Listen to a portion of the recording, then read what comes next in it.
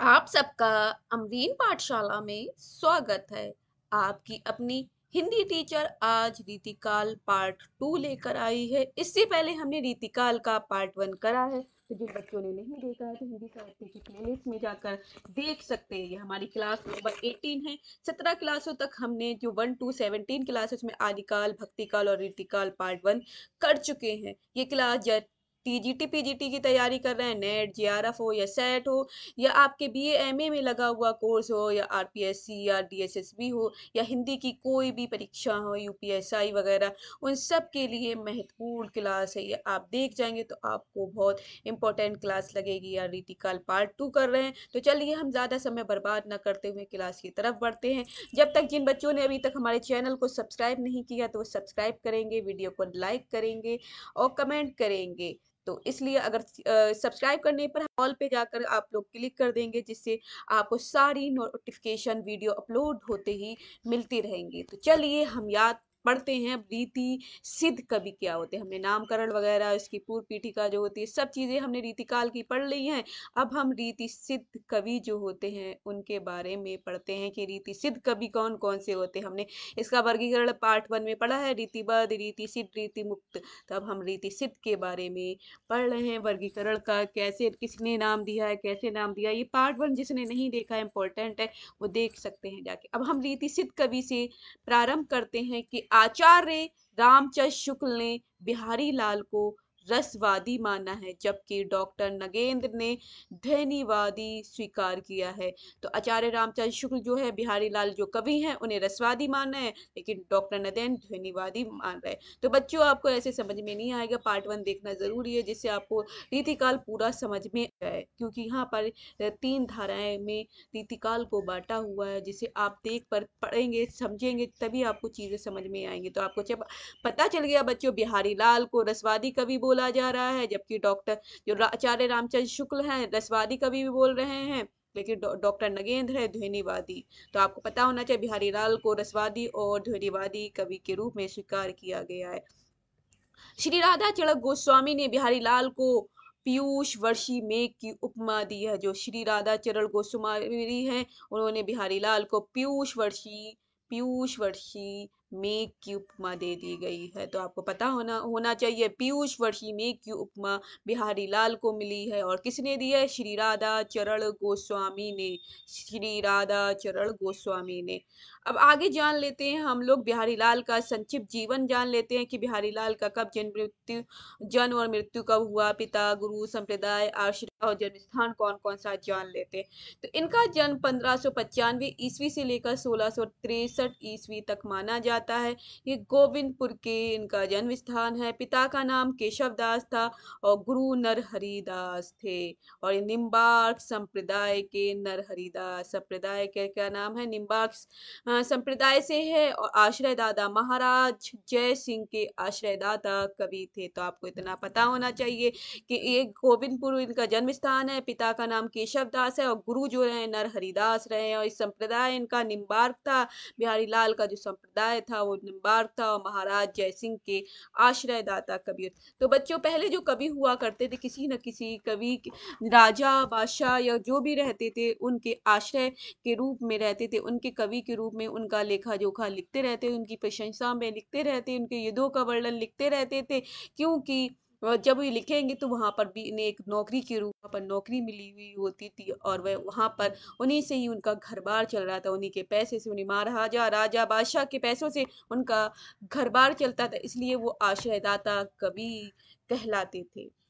अगला पॉइंट है, बिहारी लाल की एकमात्र रचना बिहारी सतसई दोहा छंद में रचित है। तो बिहारी सतसई जो है दोहा छंद में रची हुई है। इसकी भाषा परिनिष्ठिक साहित्यिक ब्रज भाषा है। कैसी है? ब्रज भाषा है। तो बिहारी सतसई दोहा छंद में रचित है। इसकी भाषा जो है साहित्यिक ब्रज भाषा है। और बिहारी लाल की सतसई की प्रशंसा में किसी कवि ने निम्नलिखित पंक्तियां लिखी है। तो बिहारी लाल की प्रशंसा करते हुए उनकी तो एक कुछ पंक्तियां एक कवि लिखता है।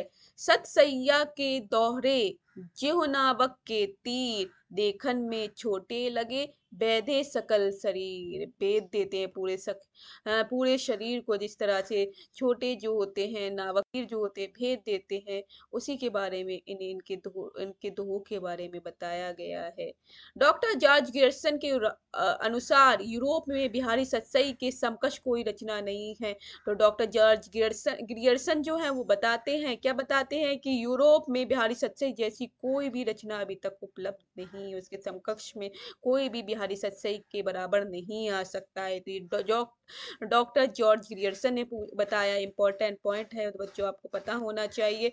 जॉर्ज ग्रियर्सन बताते हैं कि बिहारी सतसई पूरे यूरोप में उसके समकक्ष में कोई भी रचना नहीं आई है। बिहारी सतसई पर हिंदी में 50 से अधिक टीका प्राप्त हैं। आलोचनाएं कितनी है? 50 से अधिक टीकाएं लिखी गई हैं, आलोचनाएं लिखी हैं। बिहारी लाल के पुत्र कृष्णलाल कवि ने बिहारी सतसई की टीका सर्वप्रथम सवैया छंद में ब्रज भाषा में लिखी। सर्वप्रथम जो टीका लिखी, आलोचना लिखी, क्रिटिज्म लिखा, जो बोला जा रहा है, सर्वप्रथम उनके बेटे जो कृष्णलाल कवि हैं उन्होंने लिखा था, ब्रज भाषा और सवैया छंद में लिखा। जो सवैया छंद रहते हैं, छंद हम पढ़ते हैं, उसमें ब्रज भाषा के रूप में लिखा है। बिहारी सतसई के अन्य टीकाकरण निम्नलिखित है। किस किस ने क्या क्या टीका लिखी और क्या विशेषता रही है, ये हम जान लेते हैं। टीकाकार कौन है, टीका कौन है, विशेषता कौन सी, चलिए देखिए। सबसे पहले कृष्णलाल कवि जो हैं बिहारी लाल के बेटे हैं, इनके बारे में पढ़ लेते हैं। कृष्णलाल की टीका लिखी है इनके नाम से। प्रत्येक दोहे का सवैया में विवेचन है, प्रत्येक दोहे का सवैया में विवेचन किया गया है, दोहे को सवैया में लिख दिया है। और सुरती मिश्र आ जाते हैं। टीकाकार अमर चंद्रिका है। टीका का प्रणयन दोहों में हुआ, जो प्रणयन किया है दोहों में ही उन्होंने किया है। लल्लू लाल, लाल चंद्रिका है इनके, बस इन्होंने विशेषता नहीं बताई है। प्रभु दयाल पांडे की टीका 1896 ईस्वी जो है आधुनिक खड़ी बोली में लिखी गई है। प्रभु दयाल पांडे इनकी सबसे एक टीका देखने को मिली गई है जो आधुनिक हिंदी खड़ी बोली में है, ये प्रभु दयाल पांडे ने लिखी है, इसका नाम है प्रभु दयाल पांडे की टीका। अंबिका दास व्यास ने बिहारी बिहार दोहे के भावों का रोला छंद में पल्लवन कर दिया है, दोहे के भावों का रोला छंद में बता दिया है। अंबिका दत्त व्यास ने बिहारी बिहार लिखा है। पद्म सिंह शर्मा ने संजीवनी भाष्य लिखा है। तुलनात्मक पद्धति में अर्थ निरूपण किया है, तुलना करते हुए पद्धति का अर्थ बताया गया है इसमें। और आनंदी लाल शर्मा ने फिरंगे सतसही लिखा है, क्या लिखा है इसी का, इनकी टीका का नाम है फिरंगी सतसही। फारसी भाषा में लिखी गई है, कौन सी भाषा में, फारसी भाषा में लिखी गई है। जगन्नाथ रत्नाकर ने बिहारी रत्नाकर लिखा है 1921 ईस्वी में। हिंदी खड़ी बोली में सर्वश्रेष्ठ टीका है, सबसे अच्छी टीका यही है। ये मिलती है हिंदी खड़ी बोली में, जगन्नाथ द्वारा इंपॉर्टेंट है, पूछ सकते हैं खड़ी बोली में।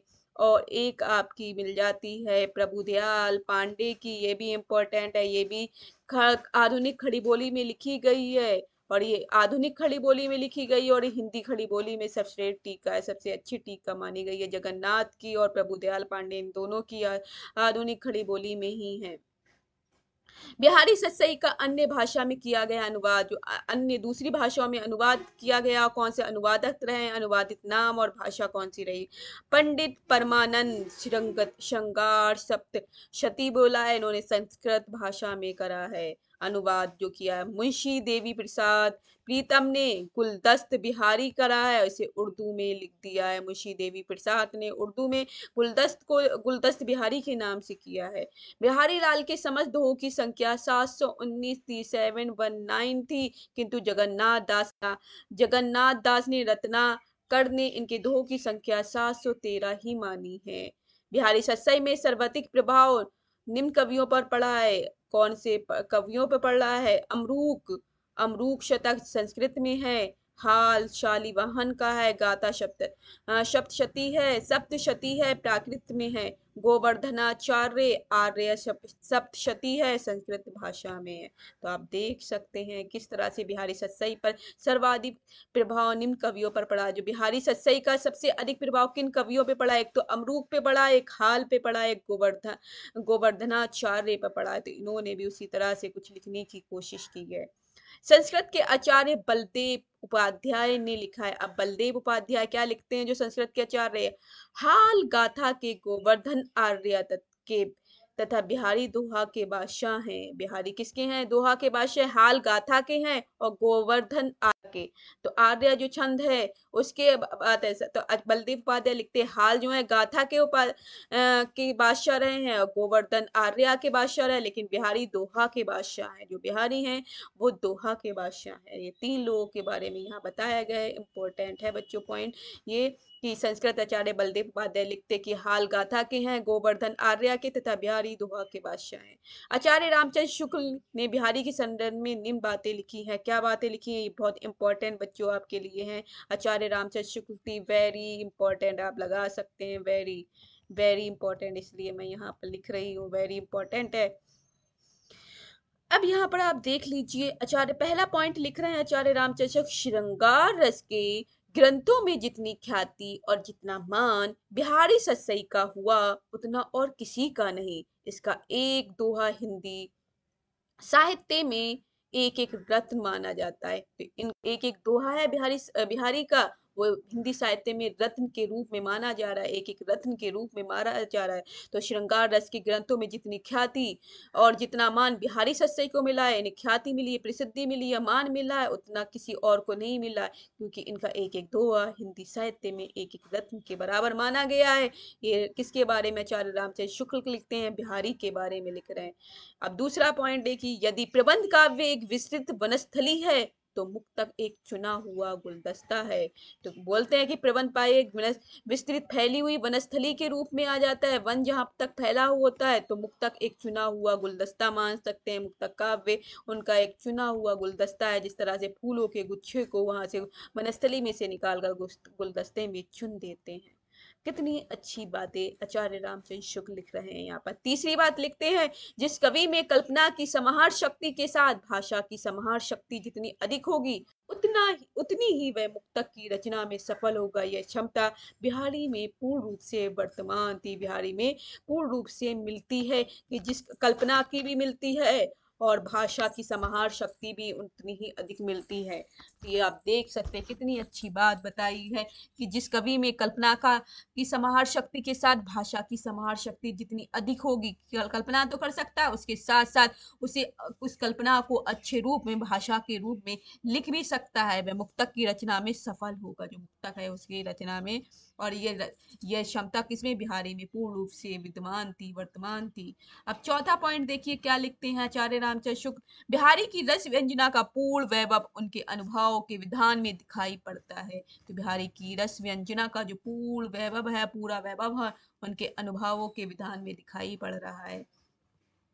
बिहारी की कृति का मूल्य जो बहुत अधिक आंका गया है, उसे अधिक रचना की बारीकी या काव्यांगों के सूक्ष्म विन्यास की निपुणता की ओर ही मुख्यतः दृष्टि रखने वाले पारखियों के पक्ष से समझना चाहिए, उनके पक्षों से समझना चाहिए, जो किसी हाथी दांत के टुकड़े पर महीन बेल बूटे देख घंटों वाह वाह क्या करते हैं, पर जो हृदय के अंतराल पर मार्मिक प्रभाव चाहते हैं, किसी भाव को स्वच्छ निर्मल धारा में कुछ देर अपना मग्न रखना चाहते हैं, उनका संतोष बिहारी से नहीं हो सकता। ये कितनी अच्छी बात इन्होंने लिखी है।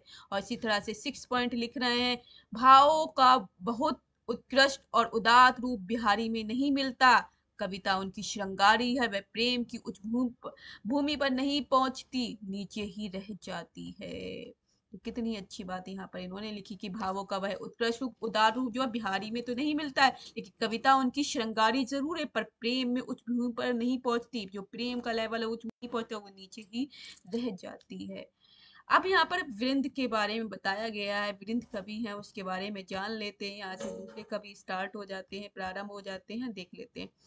वृंद का पूरा नाम वृंदावन था। इनका जन्म मेंडवे में हुआ था। इनके पिता का नाम श्री रूप था। तो मेंडवे में इनका जन्म हुआ है। इनका पूरा नाम वृंदावन है और पिता का नाम श्री रूप है। वृंद के आश्रयदाता औरंगजेब तथा किशनगढ़ के महाराज राज सिंह थे। तो औरंगजेब के समय के हैं मुगल बादशाह औरंगजेब के समय के वृंद हैं और किशनगढ़ के महाराज राज सिंह भी थे। वृंद की प्रमुख रचनाएं कालक्रमानुसार है, तो कालक्रमानुसार आपको पता होनी चाहिए। रचना, वर्ष और विषय वस्तु। 12 मासा, 12 महीनों का वर्णन है, 1668 में है, वृंद का है। इनका नाम देख सकते हैं, वृंद का वृंदावन का है ये। भाव पंचशिका, श्रृंगार के विभिन्न भावों का वर्णन है, 1686 में लिखी गई है। नयन पच्चीसी, 1686 में। नेत्रों द्वारा प्रकट विभिन्न भावों का वर्णन, नेत्रों के द्वारा जो नयन पच्चीसी में क्या है, तो नेत्र के, हमारी आंखों द्वारा जो भाव प्रकट किए जाते हैं उसका वर्णन नयन पच्चीसी में है। और भाव पंचशिखा में श्रृंगार के विभिन्न भावों का, श्रृंगार के कौन कौन से भाव होते हैं उन सब का वर्णन है। और 12 मासा में 12 महीनों का वर्णन है। पवन पच्चीसी में षड ऋतु के 56 छंद में वर्णन है। तो षड ऋतु में जो पवन पच्चीसी है, षड ऋतु के बारे में 56 छंद में वर्णन किया गया है। श्रृंगार शिक्षा जो है आभूषण एवं श्रृंगार के साथ नायकों का वर्णन है। यमक सत्सई में 715 छंदों में यमक अलंकार का वर्णन है। तो आप इसी से ही याद कर लेंगे, जैसे 12 मासा से 12 महीने, भाव पंचशिखा से श्रृंगार के विभिन्न भावों का वर्णन किया गया है। नयन पच्चीसी में नेत्रों द्वारा भावों का वर्णन। पवन पच्चीसी में षड ऋतु आ जाए, यहाँ पर ऋतु का वर्णन होगा। श्रृंगार में आभूषण एवं श्रृंगार नायिकाओं का वर्णन यहाँ पर आपको दिखाई देगा। यमक सत्सय में यमक अलंकार का वर्णन है। तो इस तरह से आपको याद होना चाहिए। 12 मासा, भाव पंचिका, नयन पच्चीसी, पवन पच्चीसी, श्रृंगार शिक्षा और यमक सत्सई, ये नाम आपको याद होना चाहिए। ये सीरीज वाइज लगे हुए, कालक्रमानुसार लगे हुए नाम है। हिंदी के अन्य प्रमुख रीतिकालीन कवियों की रचनाएं कौन कौन सी हैं देख लीजिए। रसनिधि पृथ्वी सिंह की है, जो रतन हजारा है। दूसरे विष्णु पद कीर्तन है। तीसरी कवित है। चौथा 12 मासा है। रसनिधि सागर है। छठा हिंडोल है।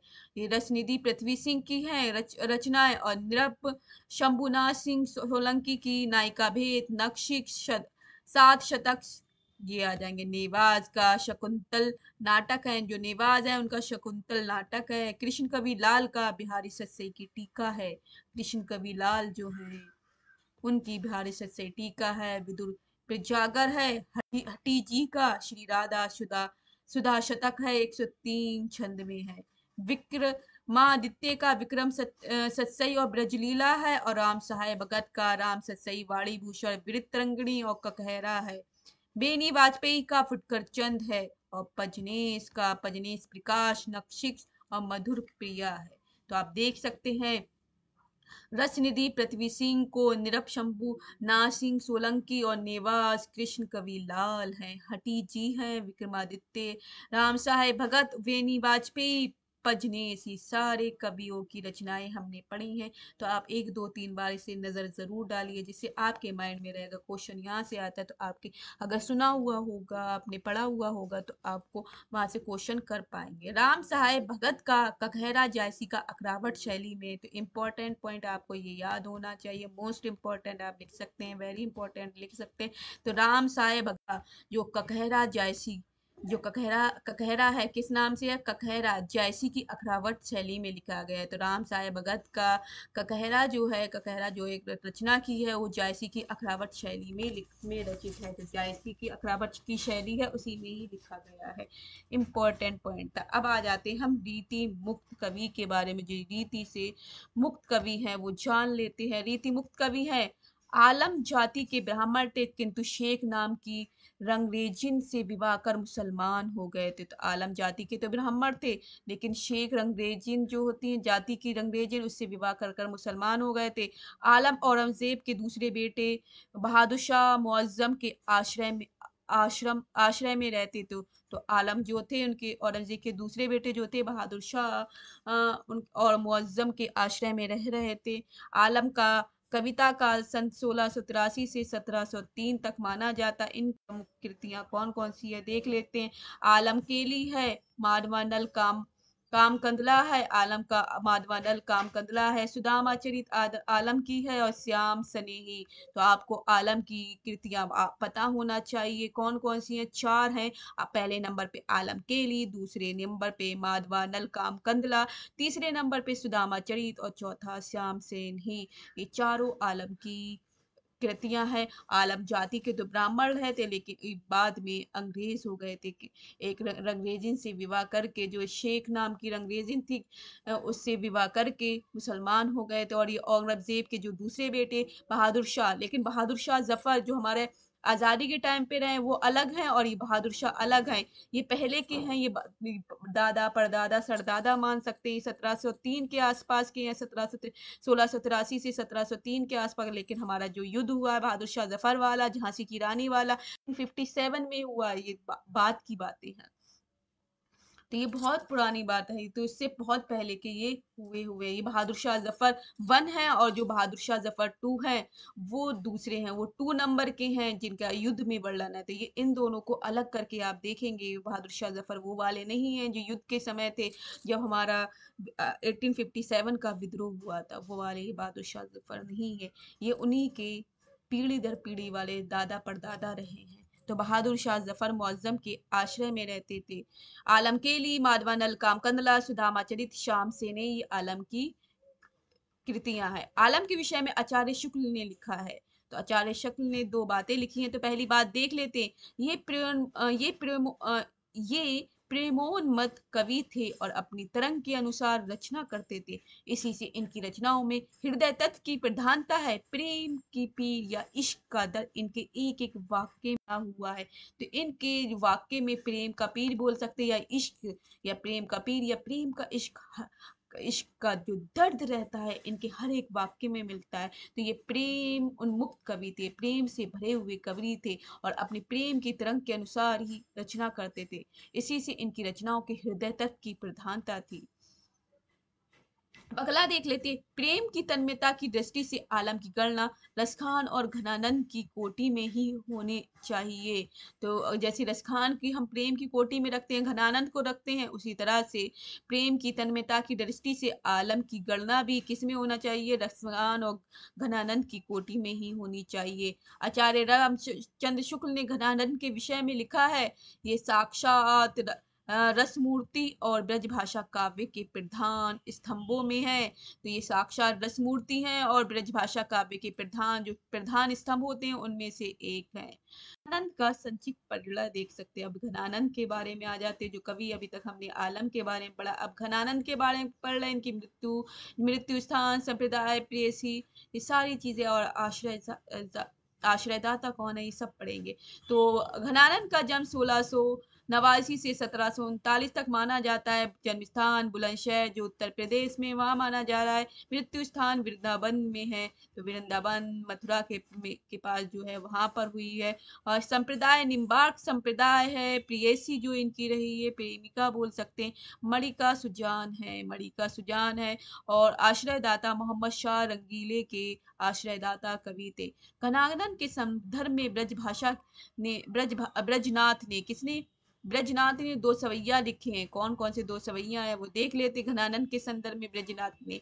तो पहला सवैया जो है वो है, नेही महाब्रिज भाषा प्राचीन ओस, सुंदर तू के भेद को जाने, जो वियोग की रीति में कोविद भावना भेद स्वरूप को जाने, चाहे के रंग में भाज्यो हियो, बहुरे मिल प्रीतम शांति न माने, भाषा प्रवीण सुछंद सदा रहे, सोघन जू के कविता बखानो। अब दूसरा पॉइंट लिखा है, प्रेम सदा अति ऊंचे लहे, सुख है इह बाती का बाज छकी, सुनी के सबके मन लाचार दौरे, पे बोरे लखे सब बुद्धि चकी, जग की कविताई के धोखे रहे, हाँ प्रावीणन की मति जाति जकी, समुचे कविता घनानंद की हिय आखिन नेह के पीर तकी। ये आपको देखने को मिल रही है घनानंद की ब्रजभाषा के संदर्भ में। और घनानंद की प्रमुख कृतियां कौन कौन सी है वो देख लीजिए, इंपॉर्टेंट है। सुजानसार, इश्कलता, विरह लीला, वियोग बेली, कोकसार, कृपाकंद, रसकेली वल, यमुना, यश।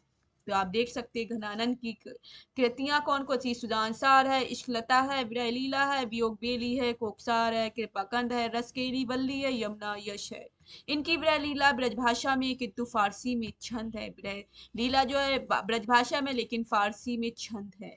घनानंद के संदर्भ में आचार्य शुक्ल की पंक्तियां हैं। घनानंद के संदर्भ में आचार्य रामचंद्र शुक्ल ने क्या क्या पंक्तियां लिखी है देख लेते हैं। बहुत अच्छी पंक्तियां लिखी हुई है इनकी।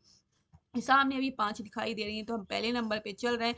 इनकी इनकी सी विशुद्ध सरस और शक्तिशाली ब्रजभाषा लिखने में और कोई समर्थ नहीं हुआ। विशुद्धता के साथ प्रौढ़ता और माधुर्य भी अपूर्व है। तो ये पहला है कि इनकी सी विशुद्ध सरस और शक्तिशाली ब्रजभाषा लिखने में और कोई भी इनके जैसा समर्थ नहीं हुआ था। इनकी विशुद्धता के साथ प्रौढ़ता, विशुद्धता तो मिलती है, साथ साथ प्रौढ़ता और माधुर्य का भी अपूर्व है। प्रेम का पीर ही, अब घनानंद को बोल रहा है, प्रेम की पीर ही को लेकर इनकी वाणी का प्रादुर्भाव हुआ है। प्रेम मार्ग का ऐसा प्रवीण और धीर पथिक तथा जबादनी का ऐसा दावा रखने वाला ब्रजभाषा का दूसरा कवि नहीं हुआ।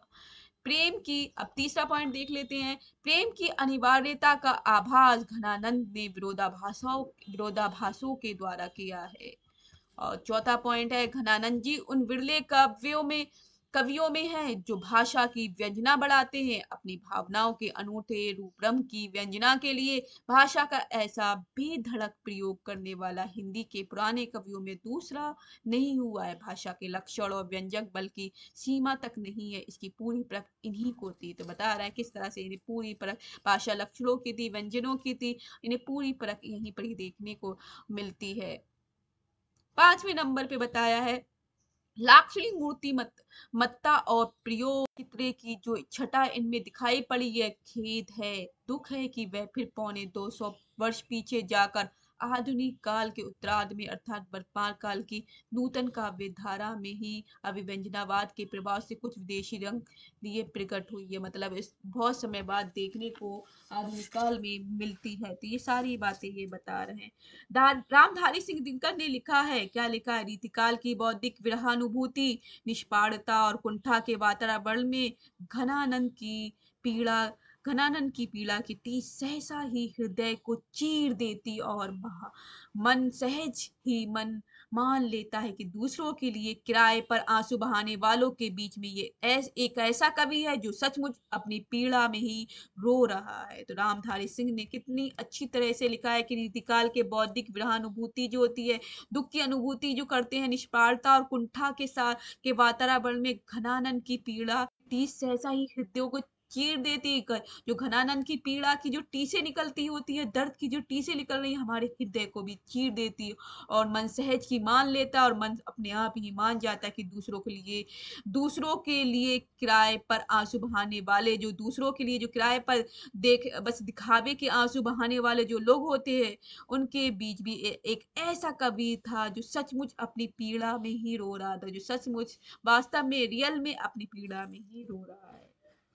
अब हम पढ़ लेते हैं बोधा के बारे में। पढ़ेंगे किसके बारे में, बोधा। यहाँ तक हमने अभी पढ़ लिया है, अब बोधा के बारे में पढ़ लेते हैं। चलिए। बोधा का वास्तविक नाम बुद्धिसेन था। पन्ना नरेश खेत सिंह ने बुद्धिसेन का नाम बोधा किया था। पन्ना दरबार की सुभान नाम की एक गणिका से बोधा प्रेम करते थे। तो पन्ना के दरबार में एक सुभान नाम की एक गणिका से प्रेम करते थे। बोधा की प्रमुख रचनाएं व्यवहारिश, इश्क नामा। और आचार्य रामचंद्र शुक्ल लिख रहे हैं, तीन ठाकुर की चर्चा की। आचार्य रामचंद्र शुक्ल ने तीन ठाकुरों की चर्चा की। असली वाले प्राचीन ठाकुर, असली वाले दूसरे ठाकुर, ठाकुर बुंदेलखंडी। इंपॉर्टेंट पॉइंट ये नेट जेआरएफ में आपके पूछा गया प्रश्न है। तो और ये आपके टीजीटी पीजीटी में और अन्य परीक्षाओं में भी पूछ सकते हैं। तो ये नेट जेआरएफ का पूछा गया पीवाईक्यू है आपका, जिसमें से ये इम्पोर्टेंट है। तो आचार्य तीन कौन कौन से हैं, तो असली वाले आचार्य रामचंद्र तीन ठाकुरों की चर्चा की। कौन से हैं, एक तो असली वाले प्राचीन ठाकुर हैं, दूसरे असली वाले दूसरे ठाकुर, असली वाले प्राचीन, असली वाले दूसरे ठाकुर और ठाकुर बुंदेलखंडी। तो ये तीनों ठाकुरों के बारे में आपको पता होना चाहिए। रीतिकाल की रीतिमुत काव्यधारा से ठाकुर बुंदेलखंडी का संबंध। तो ठाकुर बुंदेलखंडी है तो रीतिमुत काव्यधारा के अंतर्गत आते हैं। इनके मूल नाम लाला ठाकुर दास था। ठाकुर बुंदेलखंडी का मूल नाम लाला ठाकुर दास था। लाला ठाकुर दास नाम है, याद रखिए ये है। अब ठाकुर के बारे में यहाँ पर हम पढ़ रहे हैं कि ठाकुर के आश्रयदाता जैतपुर नरेश राजा केसरी सिंह तथा उनके पुत्र राजा पारीक्षत थे। ठाकुर की प्रमुख काव्य कृतियां हैं ठाकुर ठसक, ठाकुर शतक। तो ठाकुर ठसक और ठाकुर शतक ठाकुर ठाकुर की हैं प्रमुख कृतियां। ठाकुर की प्रमुख काव्य कृतियां हमने पढ़ ली। आचार्य रामचंद्र शुक्ल क्या कहते हैं ठाकुर के संबंध में वो देख लीजिए। इन्होंने 2 कथन लिखे हैं, तो इसमें सबसे पहला कथन हम पढ़ रहे हैं। ठाकुर बहुत ही सच्ची उमंग के कवि थे। इनमें कृत्रिमता का लोष नहीं है, ना तो कहीं व्यर्थ की शब्दाडंबर है, न कल्पना की छोटी उड़ान और न ही अनुभूति के वृत्त भावों का उत्कर्ष है। और दूसरा पॉइंट लिखते हैं, ठाकुर प्रधानता प्रेम निरूपक होने पर भी लोक विहार के अनेकादर्शी कवि रहे हैं। अब द्विजदेव के बारे में पढ़ लेते हैं। यहाँ ठाकुर के बारे में पढ़ा था, अब हम द्विजदेव हैं उनके बारे में पढ़ रहे हैं। महाराज मानसिंह हैं द्विजदेव। महाराज मानसिंह अयोध्या के महाराज थे। द्विजदेव प्रमुख रचनाएं है श्रृंगार लतिका, श्रृंगार बत्तीची और आचार्य रामचंद्र शुक्ल। द्विजदेव जो महाराज मानसिंह हैं उनके बारे में लिख रहे हैं। ब्रज भाषा के श्रृंगारी कवियों की परंपरा में इन्हें अंतिम प्रसिद्ध कवि समझना चाहिए। जिस प्रकार लक्षण ग्रंथ लिखने वाले कवियों में पद्माकर अंतिम प्रसिद्ध कवि हैं, उसी प्रकार समूची श्रृंगार परंपरा में ये इनकी सी सरस और भावमयी फुटकल श्रृंगारी कविता फिर दुर्लभ हो गई। ऋतु वर्णन में इनके हृदय उल्लास उमड़ पड़ता है। ऋतु वर्णों में इनके हृदय का उल्लास जो है क्या होता है, उमड़ पड़ता है। अब हम रीतिकाल की जो अन्य काव्य प्रवृत्तियां हैं, विशेषताएं हैं और कवि कौन कौन से हैं वो देख लेते हैं। तो विशेषताओं के बारे में जान लेते हैं। पहला जो है नीति काव्य है, तो नीति के बारे में हम जान लेते हैं। रीतिकाल के प्रमुख नीतिकार कौन कौन से, कवि कौन सी है, जाति और रचनाएं कौन कौन सी हैं। तो कवि हैं गिरधर कविराज, तो गिरधर कविराज हैं। और हमने नीतिकाल के एक सम्मन है, बैताल है, दीनदयाल गिरी है। तो नीति काव्य के जो कवि हैं तो 4 यहाँ पर दिखाए हैं, गिरधर कविराय, सम्मन, बैताल, दीनदयाल गिरी। तो जन्म मृत्यु वगैरह जान लेते। गिरधर कविराय की 1722 में जन्म हुआ है और भाट कवि हैं और स्फुट कुंडलिया रचनाएं लिखी हैं। सम्मन 1777 के हैं, ब्राह्मण जाति के हैं। स्फुट दोहा पिंगल काव्य भूषण में लिखा है। बैताल 1882 के हैं, बंदी जन है, स्फुट कुंडलिया लिखा है। दीन दयाल गिरी 1802 से 1858 तक है, गोसाई जाति के हैं। अनियोक्ति कल्पद्रुम 1855 में लिखा है। दूसरा अनुराग बाग 1831 ईस्वी में। तीसरा वैराग्य दिनेश 1894 ईस्वी में। चौथा विश्वनाथ रत्न 1822 ईस्वी में और दृष्टांत तरंगड़ी 1822 में। तो दीनदयाल गिरी ने लिखा है। अब यहाँ पर इंपॉर्टेंट पॉइंट ये देख लीजिए, बैताल ने सभी कुंडलियों की रचना विक्रम को संबोधित करके लिखी। जो बैताल ने स्फुट कुंडलिया लिखा है 1782। तो बैताल कवि ने सारी जो कुंडलियों की रचना की है, सारी कुंडलियों की रचना जो की है विक्रम को, जो विक्रम है उन्हें संबोधित करते हुए लिखी है। दूसरा जो विशेषताएं, काव्यगत विशेषताएं और आ जाती है वो है वीर काव्य। अब यहाँ पर वीर काव्य भी को मिल रहा है। रीतिकाल के प्रमुख प्रबंधात्मक वीर काव्य के रचनाकार कौन करने वाले थे, तो कवि देख लीजिए। कवि हैं लाल कवि, सूदन, हुमायूं मान, जोधराज, बांकीदास। तो इनकी रचनाएं देख लेते। लाल कवि गोरेलाल, जिन्हें कहा लाल कवि को गोरेलाल भी कहा जा रहा है, इनका छत्र प्रकाश है। सूदन का सुजान चरित्र है। हुमायूं मान का नृसिंह चरित और लक्ष्मण शतक है। जोधराज का हमीर रासो है। बांकीदास का सुरछतीसी वीर विनोद है। और इसी तरह से भक्ति काव्य देखने को मिला है, जिसमें पहला है संत काव्य। भक्ति काव्य में पहले पॉइंट पे आ जाता है संत काव्य। यारी साहब का मूल नाम मोहम्मद था। ये बाबरी संप्रदाय के प्रसिद्ध संत थे। दरिया साहब 1664 से अब याद कर लीजिए, संत काव्य में यारी साहब थे। क्या नाम है? यारी साहब का मूल नाम मोहम्मद था, मोहम्मद था। यारी साहब का मूल नाम यार मोहम्मद है। ये बाबरी संप्रदाय के प्रसिद्ध संत है। जो बाबरी संप्रदाय है, जैसे चिश्तिया संप्रदाय, बाबरी संप्रदाय, कादरी संप्रदाय, ये इस तरह से संप्रदाय आ रहे हैं। तो बाबरी संप्रदाय है, उसके यारी साहब का रहे हैं, यार मोहम्मद थे और प्रसिद्ध संत थे। और दरिया साहब, जो दरिया साहब का बारे में बताया जा रहा है, दूसरा जो पॉइंट है, दरिया साहब 1664 से 1780 ईस्वी में मूलतः बिहार के रहने वाले थे। इनका प्रमुख रचना है ज्ञान दीपक दरिया सागर, तो दरिया साहब की है। और जगजीवन दास जो है 1670 से 1761 में दादू दयाल के शिष्य थे। जगजीवन दास दादू दयाल के शिष्य थे। ये सत्यनामी संप्रदाय के प्रवर्तक थे। जगजीवन दास की मुख्य शिष्य हैं गोविंद साहब, भीखा साहब, पलटू साहब थे। जगजीवन दास के मुख्य शिष्य हैं, जो मुख्य मेन शिष्य रहते हैं, तो वो हैं गोविंद साहब, भीखा साहब और पलटू साहब। अगला पॉइंट है सनातनी संप्रदाय का प्रधान गद्दी बाराबंकी जिले के कोडवा नामक स्थान पर। तो सनातनी संप्रदाय जो है, उसकी प्रधान जो गद्दी रहती है, बाराबंकी जिले के कोटवा नामक स्थान पर है।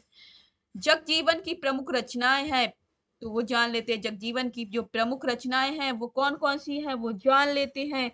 प्रथम ग्रंथ है, पहले नंबर पे प्रथम ग्रंथ, दूसरे नंबर पे ज्ञान प्रकाश, तीसरे नंबर पे शब्द सागर, चौथा आगम पद्धति, पांचवा महाप्रलय, छठा प्रेम पथ और सातवां अघविनाश। तो जगजीवन की 7 रचना है जो आपको पता होनी चाहिए। प्रथम ग्रंथ ज्ञान प्रकाश, शब्द सागर, आगम पद्धति, महाप्रलय, प्रेम पंथ और अघविनाश, ये 7 रचनाएं जगजीवन दास की है। और इसी तरह से अब हम चरण दास के बारे में पढ़ लेते हैं। 1703 1782 तक का इनका समय है। चरणदासी संप्रदाय का प्रवर्तन किया इन्होंने। चरणदास ने चरणदासी संप्रदाय का प्रवर्तन किया है। और चरणदास अपना गुरु सुखदेव मुनि को मानते हैं। सुखदेव मुनि है, उन्हें अपना गुरु मान रहे हैं। चरणदासी संप्रदाय की 52 शाखा इनके 52 शिष्यों ने स्थापित की है। तो चरणदासी के 52 शिष्य रहे हैं, तो उन्होंने 52 शिष्यों ने 52 शाखाएं को स्थापित कर दिया है। इनके प्रमुख ग्रंथ कौन कौन से हैं चरणदास के, वो देख लीजिए। अमर लोक अखंड धाम वर्णन, अमर लोक अखंड धाम वर्णन है। अष्टांग योग है, ज्ञान स्वरोदय है, धर्म जहाज है, पंचोपनिषद है, ब्रज चरित्र है, ब्रह्मा ज्ञान सागर शब्द है, भक्ति सागर, मन विकृति करण गुट सागर। और 10वें नंबर पर योग संदेश सागर है। और 11वां भक्ति पदार्थ है।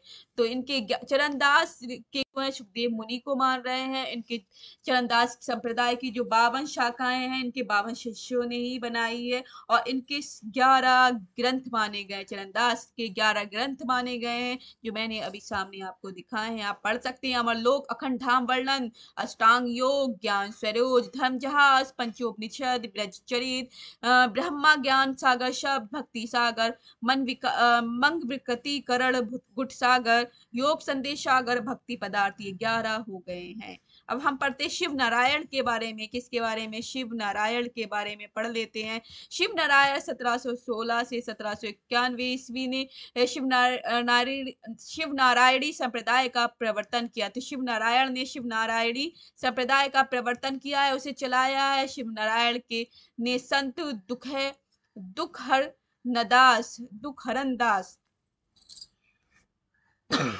सॉरी बच्चों, शिवनारायण ने संत दुखहरन दास को अपना गुरु स्वीकार किया है। शिवनारायण की सर्वाधिक प्रसिद्ध रचना गुरु अन्याय है। इनकी सबसे प्रसिद्ध रचना जो बताई गई, इनकी फेमस रचना है शिवनारायण की गुरु अन्यास है। तुलसीदास के बारे में बताया जा रहा है। तुलसीदास 1760 से 1884 ईस्वी का मूल नाम श्यामराव था। तो इनका मूल नाम है तुलसीदास। राम जिन्होंने राम के ऊपर लिखा है, उससे अलग ये तुलसीदास, भक्ति काल के तुलसीदास नहीं है, ये तुलसी साहब है। तुलसी साहब इनका नाम है, तुलसी साहब। तुलसीदास अलग है, तुलसी साहब अलग है। तुलसी साहब जो है 1760 से 1884 ईस्वी में है। इनका मूल नाम श्याम राव था और ये स्वयं को वह स्वामी तुलसीदास का अवतार मानते हैं कि तुलसीदास के अवतार के रूप में तुलसी साहब आए हैं, स्वयं यही बताते हैं। तुलसी साहब ने हाथरस जो अलीगढ़ में साहब पंथ का प्रवर्तन किया, हाथरस जो अलीगढ़ के पास हाथरस है उसका साहब पंथ का प्रवर्तन कर दिया। तुलसी साहब की प्रमुख रचनाएं हैं घट रामायण, रत्न सागर, शब्दावली, पद्मसार। ये सारी है, पद्मसार जो है अपूर्ण है, इसे पूरा नहीं हो पाई। अन्य संत कवि कौन कौन से हैं वो देख लेते हैं संत कवियों के बारे में। गुरु तेग बहादुर आदि ग्रंथ है, गुरुमुखी लिपि में लिखा गया है। आनंद घन है, आनंद घन चौबीसी, आनंद घन बहोत्तरी। अक्षर अनन्य है, सिद्धांत बोध, ज्ञान योग, विज्ञान योग, राजयोग, विवेक दीपिका और अनन्य प्रकाश है। प्राणनाथ है, मार्फत सागर, कयामतनामा, सिद्धि भाषा, सागर सिंगार, कीर्तन, खुलासा, संबंध, खेल बात, षट ऋतु, कलश, राम ग्रंथ। ये प्राणनाथ के 11 ग्रंथ है। धरनीदास का प्रेम प्रकाश और रत्नावली है और बुला का शब्द सागर है। दयावली संत देखने को मिलते हैं लेकिन की कोई कृति नहीं है। सहज बोई का सहज प्रकाश है और शिव दयाल का स्वामी महाराज है। तो गुरु तेग बहादुर सिंह सिखों के 9वें गुरु थे। 9वें गुरु गुरु तेग बहादुर सिंह को माना जा रहा है। इंपॉर्टेंट पॉइंट है बच्चों, ये आपको पता ही है सबको। दयाबाई और सहज बोई संत चरणदास की शिष्या थी। दोनों चचेरी बहनें थी, कजन सिस्टर थी, चचेरी बहनें थी, चाचा की बेटियां थी। दयाबाई और सहज बोई संत चरणदास की शिष्या थी। संत जो चरणदास है उनकी शिष्य बन गई थी। शिवदयाल राधा स्वामी सत्संग के प्रवर्तक रहे। सत्संग के प्रवर्तक कौन है? राधा स्वामी रहे हैं। अब हम अगला जो विशेषता है वो निकल के आती है प्रेमाख्यान काव्य। जो प्रेमाख्यान काव्य है उसके बारे में पढ़ लेते। शेख निसार का पूरा नाम गुलाम अशरफ था। ये मुगल बादशाह असफुद्दौला के समकालीन थे। असफुद्दौला थे उनके समकालीन रहे। शेख निसार सन 1790 में अवधी भाषा में यूसुफ जुलेखा नाम से प्रेमाख्यान काव्य लिखा है। इंपॉर्टेंट, ये बहुत यूसुफ जुलेखा फेमस है, आप उसमें देख सकते हैं। इंपॉर्टेंट पॉइंट है, पूछते हैं। ये सूफी में, सूफी जो ग्रंथ निकल के आते हैं उसमें सबसे इंपॉर्टेंट है यूसुफ जुलेखा। यूसुफ जुलेखा जो है उसके नाम से अवधी भाषा में इन्होंने लिखा है, प्रेमाख्यान काव्य लिख दिया है। सूरदास गुरदासपुर के निवासी थे। इनके पिता का नाम गोवर्धन दास था। सूरदास ने सन 1757 में नल दमन प्रेम आख्यान काव्य की रचना की। दुख हरण दास का मूल नाम मनमोहर था। ये संत कवि मलुकदास के शिष्य थे। दुखहरण ने, अब दुखहरण के बारे में पढ़ लेते हैं 1 मिनट बच्चों। दुखहरण ने सन 1669 ईस्वी में पुहुपावर्ती शिक्षक से प्रेमाख्यान काव्य लिखा है। तो दुखहरण ने कौन सा पुहुपावर्ती शिक्षक से एक प्रेमाख्यान काव्य लिख दिया। अन्य सूफी कवि कौन कौन से हैं वो देख लेते हैं। केसी हैं, इन्होंने माधवानल नाटक लिखा है। दामोदर है, इन्होंने माधवानल कथा लिखी है। तो केसी ने माधवानल नाटक लिख दिया है लेकिन दामोदर ने माधवानल कथा लिखी है। ये माधवानल नाटक 1660 में लिखा लेकिन इसके 20 वर्ष बाद दामोदर ने 1680 में माधवानल कथा लिखी है। हंस चंद्र कुंवर री बात 1693 में है। जनकुंज उषा चरित है। चतुर्दास की मधुमालती है।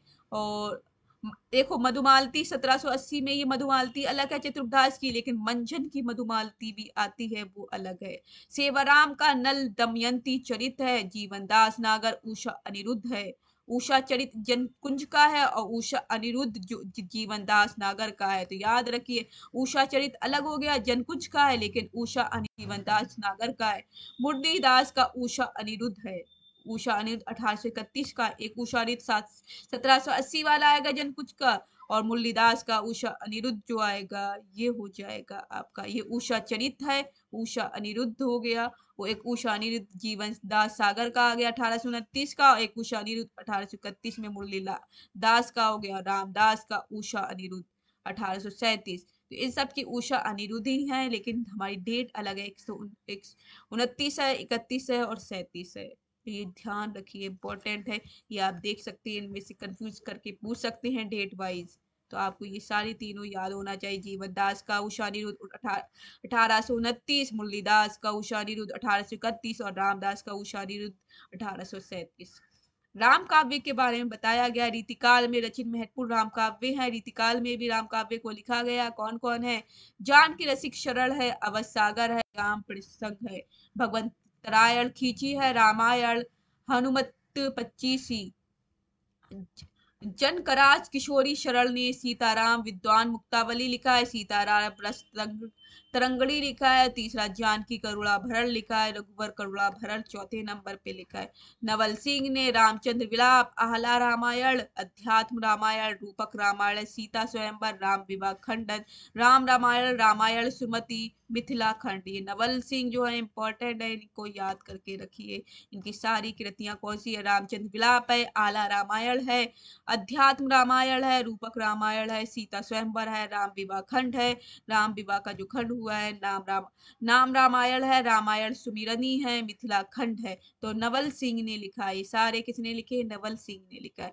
विश्वनाथ सिंह ने आनंद रघुनाथ नाटक और रामचंद्र की सवारी लिखा। तो रामचंद्र की सवारी किसने लिखा है? विश्वनाथ ने लिखा है। प्रिया शरण ने सीतायन सीताराम प्रिया लिखा है।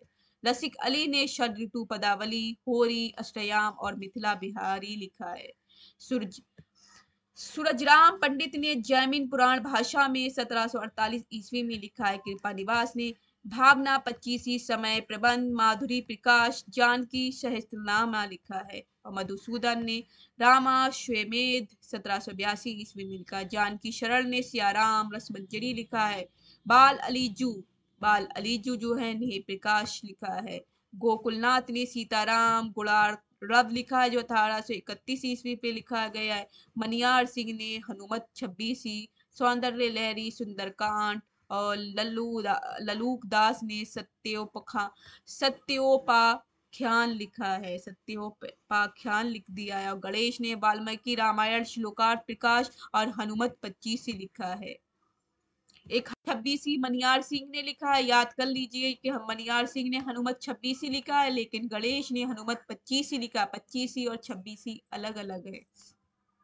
प्रेम सखी राम तथा सीता जी का राम और तथा सीता जी का नक्शिक वर्णन है। अगला पॉइंट है विश्वनाथ सिंह कृत आनंद रघुनंद को कई विद्वान हिंदी का प्रथम नाटक मानते हैं। तो मोस्ट इंपॉर्टेंट, वेरी इंपॉर्टेंट आपका निकल के आया है।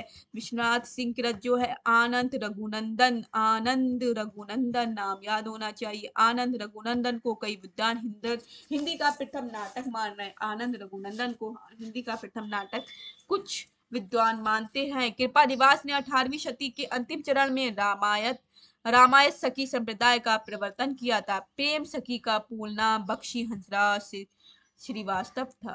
कृष्ण काव्य के बारे में मिलता है। यहाँ पर कृष्ण काव्य भी देखने को बच्चों मिलता है।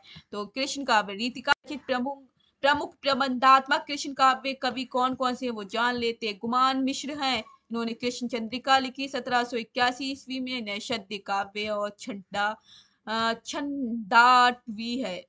ब्रजवासीदास है, ब्रजविलास है 1770 ईस्वी में। कवि मंचित है, कृष्ण गायन है, सुरभिदान लीला है। गुमान मिश्र ने हर्षकृत नैषद काव्य का अनुवाद ब्रजभाषा में किया है।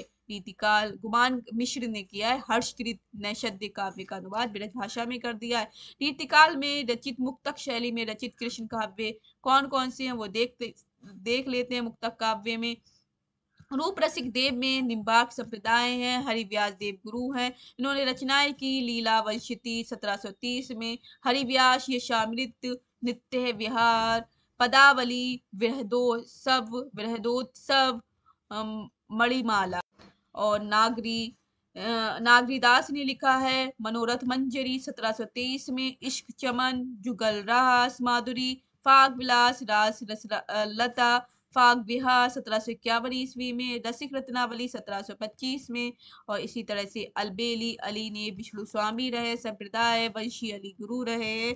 श्री श्रुत समय प्रबंध पदावली लिखा है। चाचा ने राधा बल्लभ संप्रदाय के रहे हैं और उन्होंने ताड़ सागर, ब्रज प्रेमानंद सागर, जुगल स्नेही पत्रिका, कृपा अभिलाषा बेली भ्रमर गीत लिखा है, वृंदावन ने भ्रमर गीत लिखा है।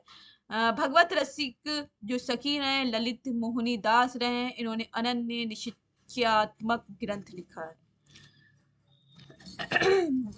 वृंदावन देव में निम्बाक संप्रदाय रहे हैं और इन्होंने निम्बाक माधुरी कृष्णा मंकृत गंगा लिखा है। और पीताम्बर सखी ने रसिकदास केलीमाल की टीका, समय प्रबंध, सिद्धांत और रस की साखी, सिद्धांत और रस के पद, ये सारी चीजें लिखी है। सुंदर कुंवारी बाई राधा वल्लभ संप्रदाय राय, इन्होंने निधि संकेत युगल भावना प्रकाश लिखा है। और प्रेम सखी ने सखी संप्रदाय में रहे, विजय सखी रहे, इनके गुरु स्नेही सागर विरह विलास और कृष्णजू की पाती, 12 मासा विरह पत्रिका, फागत तरंगनी, ये लिखा है फाग तरंगनी, ये सारी चीजें लिखी हैं। सहचरी शरण ने सखी संप्रदाय है, ललित प्रकाश अरस मंत्रावली लिखा है। और कृष्णदास ने माधुर्य रैली 1796 में लिखी है। रतन कुंवर ने प्रेम रत्न 1800 में प्रबंध काव्य लिखा है। दामोदर ने उर्दाम प्रकाश कुबरी किलोल कान्हा की वंशी, मनोज सागर कोदार 32 उर्दाम ने लिखा है। अब अगले पॉइंट देख लेते हैं, इंपॉर्टेंट पॉइंट है बच्चे। वृंदावन देव प्रसिद्ध कवि नंद के गुरु थे। वृंदावन के प्रसिद्ध कवि जो घनानंद है, वृंदावन देव जो है प्रसिद्ध कवि घनानंद के गुरु थे। वृंदावन देव का नाम जो है घनानंद के गुरु रहे। सुंदरी कुंवरी बाई पीताम्बर दास की उपपत्नी है। तो सुंदरी कुंवरी बाई जो है पीताम्बर दास की उपपत्नी है, दूसरी पत्नी है। रत्न कुंवरी राजा शिव प्रसाद सितारे हिंद की दादी थी। राजा शिव प्रसाद सितारे हिंद को आप लोगों ने बहुत अच्छे से सुना होगा। तो रत्न कुंवरी जो थी इनकी दादी थी। हास्य व्यंग्य के बारे में बताया गया। अली मुहिब खां प्रीतम ने खटमल बायसी नामक से एक हास्य रस की पुस्तक लिखी है। तो किसने लिखी? अली मुहिब खां प्रीतम ने। अली मुहिब खां प्रीतम ने हास्य अली मुहिब खां प्रीतम ने खटमल बायसी नामक एक हास्य रस की पुस्तक लिखी। हास्य रस की पुस्तक कौन है? खटमल बायसी। खटमल के ऊपर लिखी है, खटमल बायसी है, अली मुहिब खां ने लिखी है। किसने लिखी है? अली मुहिब खां ने लिखी है। तो बच्चों आपने देखा आज हमने किस तरह से सारी चीजें पढ़ ली हैं, सारी रीतिबद्ध कवि, रीतिकाल के अन्य प्रवृत्तियां और कवि पढ़ ली है, जिसमें नीति काव्य, श्रृंगार काव्य, सारी चीजें पढ़ ली, सारे कवि पढ़ लिए। हमारे यहाँ रीतिकाल का पार्ट 2 समाप्त हो रहा है। इसी तरह से हम और भी पार्ट लेके आते रहेंगे। जो अगला पार्ट होगा आप देख सकते हैं किसका होगा, वो आपको पता चल जाएगा।